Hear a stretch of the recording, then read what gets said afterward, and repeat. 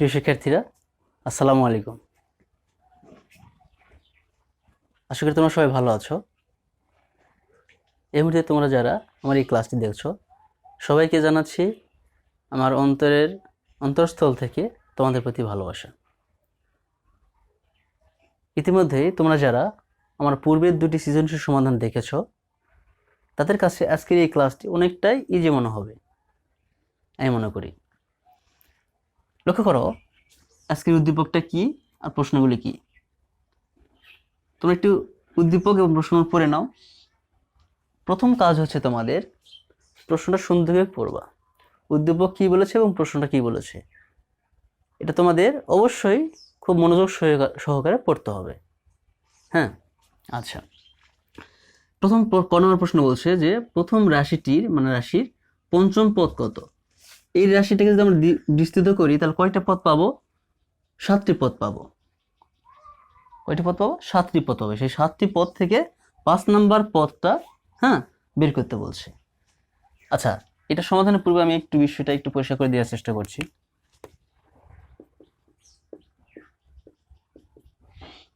এটাকে বিস্তৃত করলে কি জানি আমরা? এটা তো n প্লাস nc1 nc2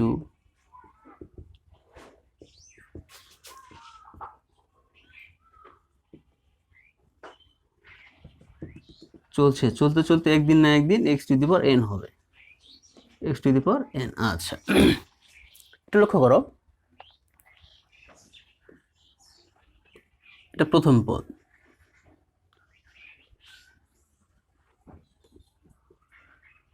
দ্বিতীয় পদ, তৃতীয় পদ, চতুর্থ পদ। তৃতীয় পদে সির বেস 2 হয়েছে, মানে 1 কম।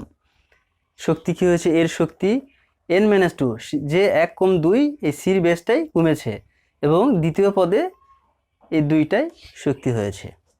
চতুর্থ পদে একটু লক্ষ্য করো, nc3, চতুর্থ পদে 3 কাজ করেছে, মানে 1 কম। এর শক্তি হয়েছে n-3, আর দ্বিতীয় পদের শক্তি হয়েছে এই যে এই সির বেসটাই এখানে শক্তি হয়েছে। তাহলে পঞ্চম পদ কি হবে বলতো? nc4, মানে তুমি যততম পদই বের করবে তার চেয়ে 1 কম নিয়ে কাজ করতে হচ্ছে আমাদের। বিষয়টা বুঝতে পারছো? এই বিস্তৃতির 100তম পদ কি হবে? 100তম পদ হবে nc99। নিশ্চয় বুঝতে পেরেছ? প্রথম পদের শক্তি কি হবে? এই n থেকে 99 বাদ হবে, আর দ্বিতীয় পদের শক্তি কি হবে? এই 99 হবে। এই যে বিষয়টা, তাহলে এখান থেকে এই বিস্তৃতির এই বিস্তৃতির r+1তম পদ কি হবে? r+1তম পদ কি হবে? 100তম পদ কি হলো আমাদের? একটু লক্ষ্য করো, 100তম পদ এইটা 99 + 1, এই 1 নিয়ে কাজ করিনি, শুধু 99 নিয়ে কাজ করেছি। তাহলে r+1তম পদ নিয়ে কি হবে? এই 1 নিয়ে কাজ করব না, তার মানে এই r নিয়ে NCR,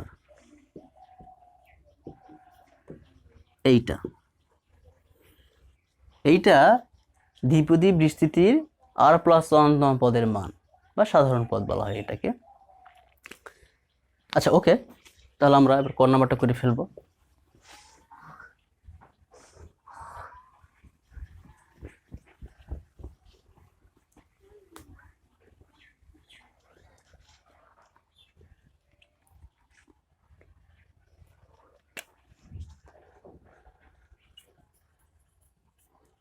আমরা জানি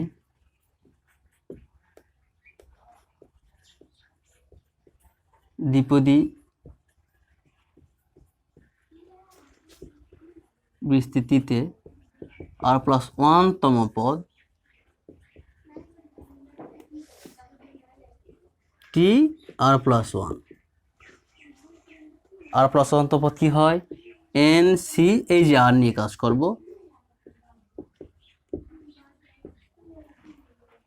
a to the power n-r into x to the power r, এইটা। অতএব 2x minus whole to the power 6 এর বিস্তৃতিতে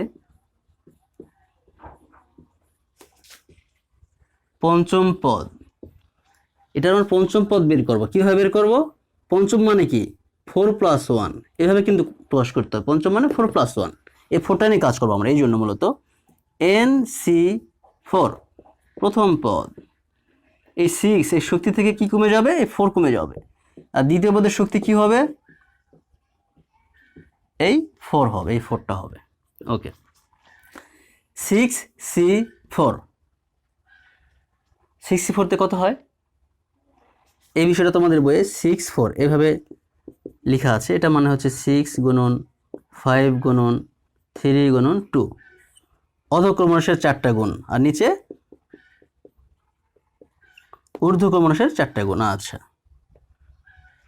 6 5 4 3 হবে এখানে, হ্যাঁ, 4 × 3, তাহলে কত হচ্ছে? 15 হচ্ছে। তার মানে এই মানটা 15। এখানে 2 হচ্ছে, তার মানে 4x², হ্যাঁ, 4x² এটা হবে এখানে মূলত 4x², গুণাকার আছে এটা অবশ্যই। এটা কি হচ্ছে? -1^4 মানে 1, 4^4 মানে কত হচ্ছে? 4কে 4 গুণ করলে 256, x⁴ কত হচ্ছে? 8। এবার লক্ষ্য করো, 60 ডিভাইডেড 256 x⁻⁻6, একই বেস থাকার কারণে শক্তিটা মাইনাস। এটা তোমরা নিশ্চয়ই জানো। এটা হচ্ছে এই বিস্তৃতিটার পঞ্চম পদ। আচ্ছা, খ নম্বর প্রশ্নটা একটু পড়ে নাও।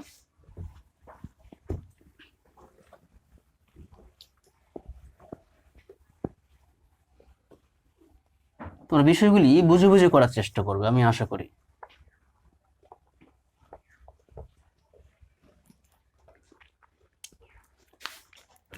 প্রথম রাশিটির কততম পদ x বর্জিত, অর্থাৎ এইটাকে বিস্তৃত করলে কোন পদে x নাই, মানে x থাকবে না সেটা বলেছে।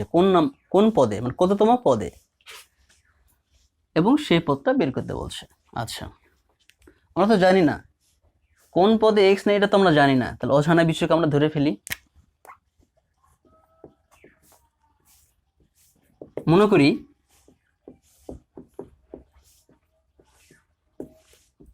এর বিস্তৃতিতে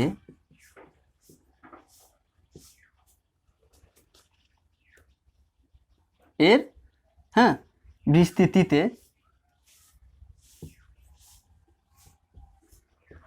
r+1তম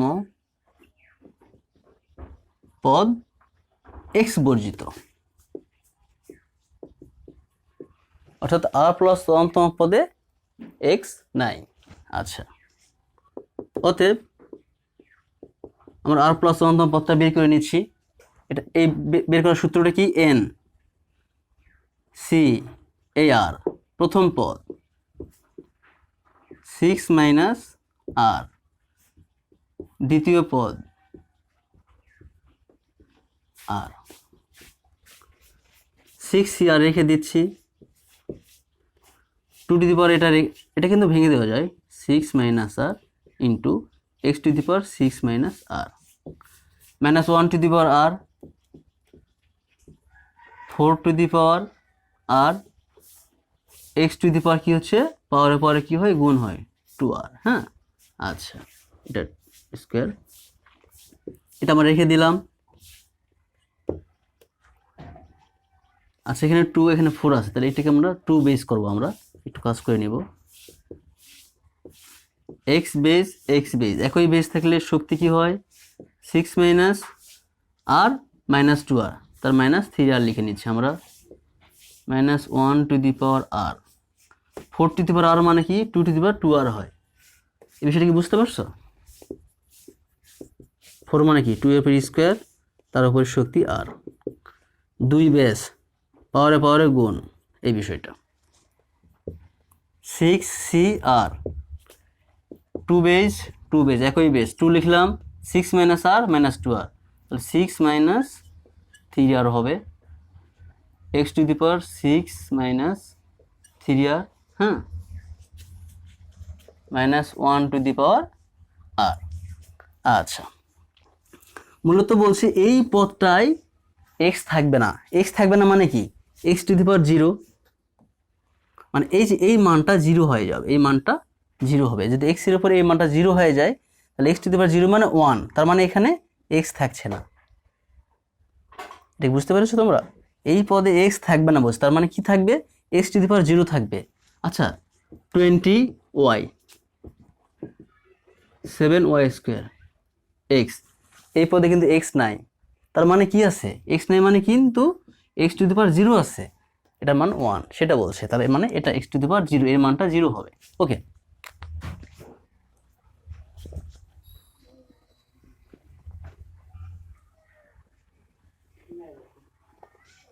প্রশ্ন মতে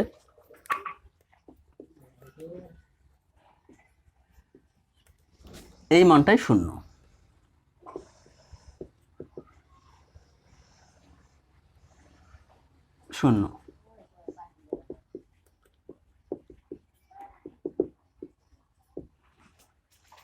আর এর মানটা 2, আর এর মান 2 হওয়া মানে কি 2 + 1, 3 নম্বর পদটি এক্স বর্জিত। ওকে, তাহলে আর প্লাস 1 কি, আর প্লাস 1 তোমার পদ এক্স বর্জিত, তার মানে 2 + 1 বা 3 নং পদটি এক্স বর্জিত বা মুক্ত। 3 নম্বর পদে কিন্তু এক্স থাকবে না এবং সেই পদটির মান বের করতে বলছে। ওকে, অতএব 3 নম্বর পদ বের করে ফেলি। অতএব তৃতীয় পদ আমরা লিখে ফেলি, অতএব তৃতীয় পদ টি 2 + 1, এই যে তৃতীয় পদ এন সি 2, এই 2 নিয়ে কাজ করবো আমরা।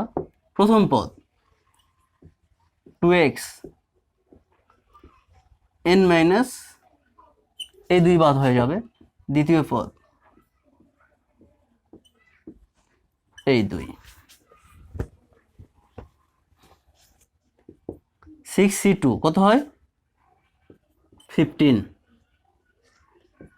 2 টু দি পাওয়ার 4 মানে 16, এটা কত হচ্ছে x টু দি পাওয়ার 4 হবে, কারণ এই 4 হচ্ছে 4, মাইনাস 1 কে 2 বার গুণ করলে 1 হয়ে যায়, আর 4 কে 4 দিয়ে গুণ করলে 16, x টু দি পাওয়ার 4, এই যে x টু দি পাওয়ার 4 কেটে গেছে, 16 কেটে গিয়েছে, তার মানে শুধু 15।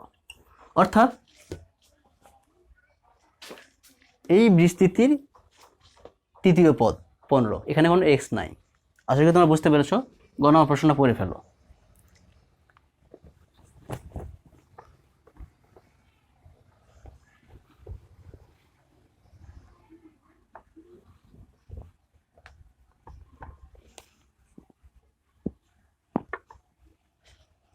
গণনার প্রশ্নটা বলছে দ্বিতীয়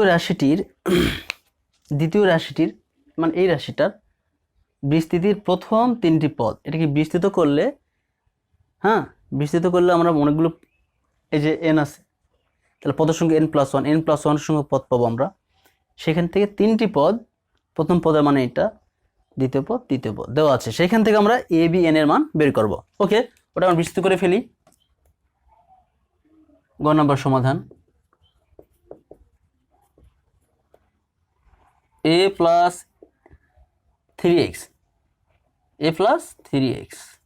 whole to the power n, বিস্তৃত করে ফেলি।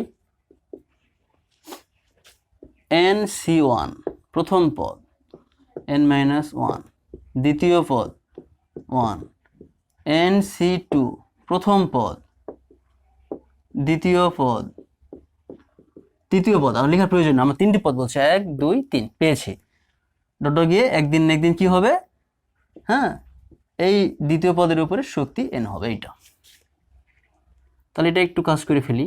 এটি টু দি পাওয়ার n মানে কি, এইটাই থাকবে, nc1 মানে n, হ্যাঁ a to the power n-1, 3x to the power 1 মানে 3x হয়, এটা 3টাকে সামনে নিচ্ছি আর এখানে দিচ্ছি। nc2 মানে কি, এই বিষয়টা একটু তোমাদের বুঝিয়ে দিচ্ছি। n ফ্যাক্টোরিয়াল, এটার মূলত সূত্র দিচ্ছি, এইটা NCR এর সূত্র থেকে এটা হয়। n ফ্যাক্টোরিয়াল মানে কি, 5 ফ্যাক্টোরিয়াল মানে কি তোমরা নিশ্চয়ই শিখে ফেলেছো, এটা 5 থেকে আস্তে আস্তে আমরা ছোটোর দিকে 1 পর্যন্ত গুণ করবো সেইটাই। তাহলে এখান থেকে n থেকে কী হবে, আস্তে আস্তে ছোটোর দিকে গুণ করবো আমরা, n-1 n-1 দিয়ে আমরা ফ্যাক্টোরিয়াল দিলাম। 2 ফ্যাক্টোরিয়াল মানে কি 1 গুণন 2, n-2 ফ্যাক্টোরিয়াল রেখে দিচ্ছি, কেটে দিলাম। তার মানে কি, আচ্ছা এখানে একটু ভুল হয়েছে আমার। তোমরা কি ভুলগুলি ধরতে পারছো? যদি তোমরা ভুলগুলি ধরতে না পারো তাহলে তোমরা এখনো বুঝতে পারছো না। n ফ্যাক্টোরিয়াল মানে হচ্ছে n, 1 কমে যাচ্ছে, আরও 1 কমে গিয়ে n-2, আরও 1 কমে n-3 এভাবে চলতে থাকবে, আমরা আর যাবো না, এখানে দিয়ে দিলাম। 2 ফ্যাক্টোরিয়াল মানে 1 × 2, n-2 ফ্যাক্টোরিয়াল আমরা রেখে দিচ্ছি, এটা কেটে গেল। তার মানে n × n-1 ডিভাইডেড 2 এর মানটা a to the power n-2, এটা বড় করলে কত হয় 9, 9টার সামনে দিচ্ছি x² হ্যাঁ, plus 3x to the power whole to the power n। Okay, এইবার প্রশ্ন মধ্যে কি বলছে তোমাদের, প্রথম 3টি পদ, হ্যাঁ প্রথম 3টি পদ প্রশ্ন মতে লিখে ফেলি। প্রশ্ন মতে প্রথম পদ, প্রথম a to the power n মানে কি b, নিশ্চয়ই বুঝতে পেরেছ। এটা আমরা এই সমীকরণগুলোকে আমরা ডান দিকে রেখে দিব, এই পাশে এটা মুছে দিলাম।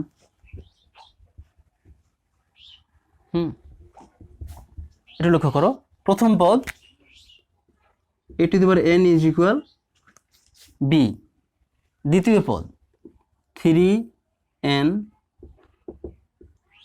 সমান, দ্বিতীয় পদের মান কত 21bx ডিভাইডেড 2, তৃতীয় পদ 9, 9/2 লেখা যেতে পারে, যে 2 আছে 9/2, n × n-1 a to the power n-2 x² is equal কত মান 189/4bx²। এই যে আমরা 3টা সমীকরণ ধরে নিলাম, আমরা এই 3টা সমীকরণ। ওকে,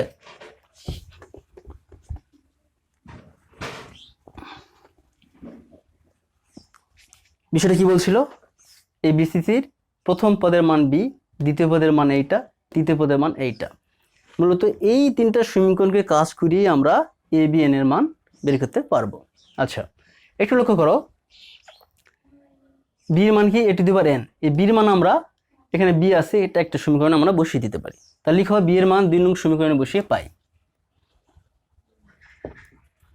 b এর মান 2 নং সমীকরণে বসাই। আচ্ছা সমীকরণটা কি 3n-1x is equal 21bx, b এর মানটা বসিয়ে দিব আমরা a to the power n/2, 3n a to the power n-1 মানে কি, সূচকের সূত্র থেকে তোমরা জানো এইটা, তার মানে a to the power n divided, এটাকে কি করা যায় 1/a, তার মানে এইটা হচ্ছে, আমরা এটা লিখবো a to the power n, আর নিচে a চলে যাচ্ছে, তোমাদের দেখিয়ে দিলাম, into x is equal 21 a to the power n x/2। আচ্ছা ওই পাশে দেখো, একটু লক্ষ্য করো, a to the power n x, a to the power n x কেটে যাবে। ওকে, তা কি থাকছে 3n/a ইজ ইকুয়াল 21/2।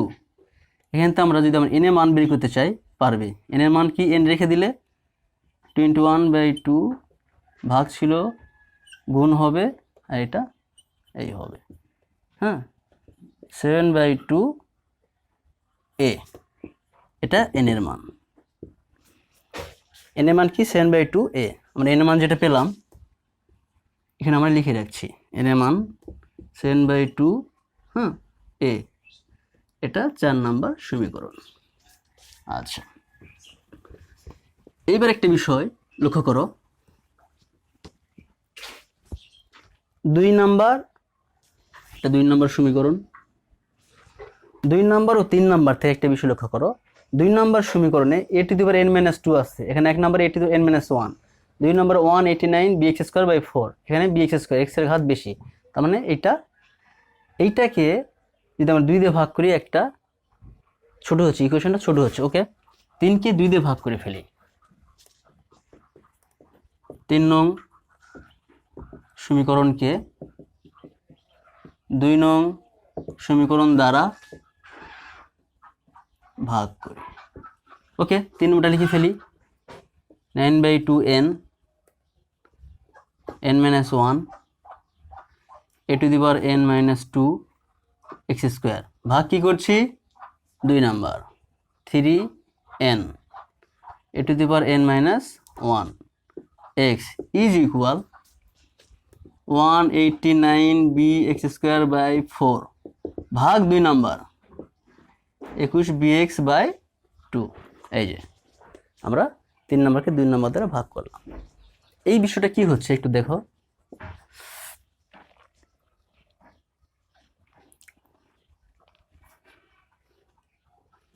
এইটা